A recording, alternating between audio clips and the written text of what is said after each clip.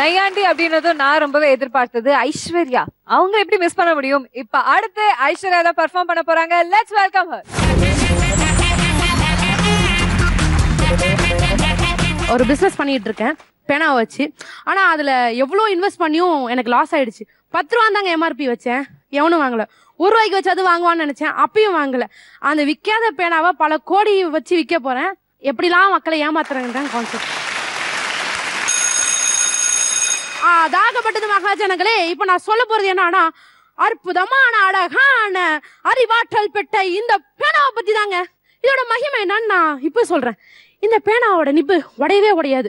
ஏன் தெரியுமா? இதுக்கு நிப்பே கிடையாது. கரை நல்லதுன்னு சொல்லுவாங்க.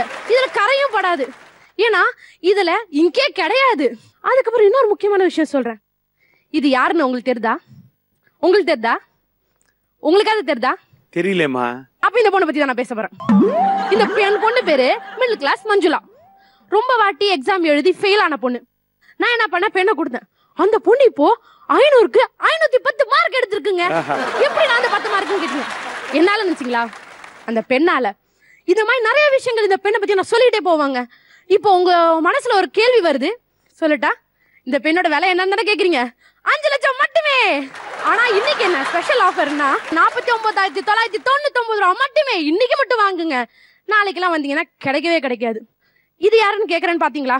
ஏன்னாடி கேக்குறேன்னு திருப்பி அதே டைலாக் சொல்லுன்னு பாக்குறீங்களா? நானே சொல்லிடுறேன். இவர் தான் ராப்பிச்ச ராஜா. ரிச்சா ஓட்டிட்டு இருந்தாருங்க. ஒரு தடவை என்கிட்ட வந்து கேட்டாரு, என்னை எப்படியாவது பிசினஸ்ல டெவலப் பண்ணி விடுங்கன்னு.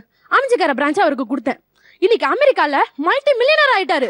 மல்டி பிசினஸ் வச்சு நடத்திருக்காரு. மைண்ட் வாய்ஸ் நினைச்சு ரொம்ப கிளியரா பேசுறீங்க. ஆமா நானே, ஏன் நீ அவளை கேக்குறீங்களா? எனக்கு மத்தவங்களை வளர வச்சுதாங்க பிடிக்கும், நான் வளர்றது பிடிக்காது. அதுதாங்க என்னோட தொழில் தர்மம். போய் சொல்லவே மாட்டேங்க. எனக்கு போய் சொல்றதுன்னா என்னன்னு தெரியாது. ஹலோ, என்னது போன மாசம் பெண்ணு வாங்கி ஏமாந்தவன் இந்த ஊருக்கு வந்துட்டானா? ஐயோ, இது தெரிஞ்சவங்களும் சரிடும். அப்படியா?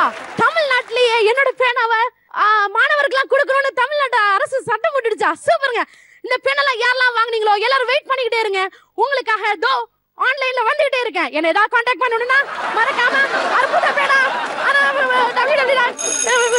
பண்ணிடுங்க. சரளா மேம் ஒரு மீடியாக்கரான ஸ்கோர் கொடுத்திருக்கீங்க. ஏன்? காமெடி இல்ல, என்னன்னா ஒரு டைலாக் ஓரியன்டா இருந்துச்சு. அது கூட வந்து கொஞ்சம் அவசரமா நீங்க ஏதோ ஒரு டிஃப்ரெண்டா பண்ணணும்னு நினைக்கிறீங்க. உங்களுக்கு உண்டான அந்த உள்ள இருக்கிற வேகம் வந்து டைலாக் டெலிவரியில வரல. நெக்ஸ்ட் டைம் நீங்க நல்லா பண்ணணும். உங்ககிட்ட நான் நிறைய எதிர்பார்க்கிறேன். எடுத்துக்கிட்ட கான்செப்ட், நீங்க உங்க எக்ஸ்பிரஷன், டைலாக் டெலிவரி எல்லாமே நல்லா இருக்கு.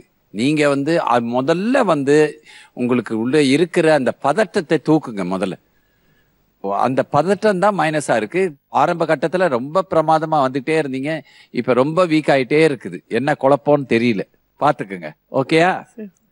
அந்த ஸ்கிரிப்ட்ல கொஞ்சம் ஜோக் இல்லை, அதான் அது ஒரு வருத்தம் தானே ஒழிய மற்றபடி உங்கள் பெர்ஃபார்மன்ஸும் உங்கள் ரியாக்ஷன் எல்லாமே நல்லா இருந்தது.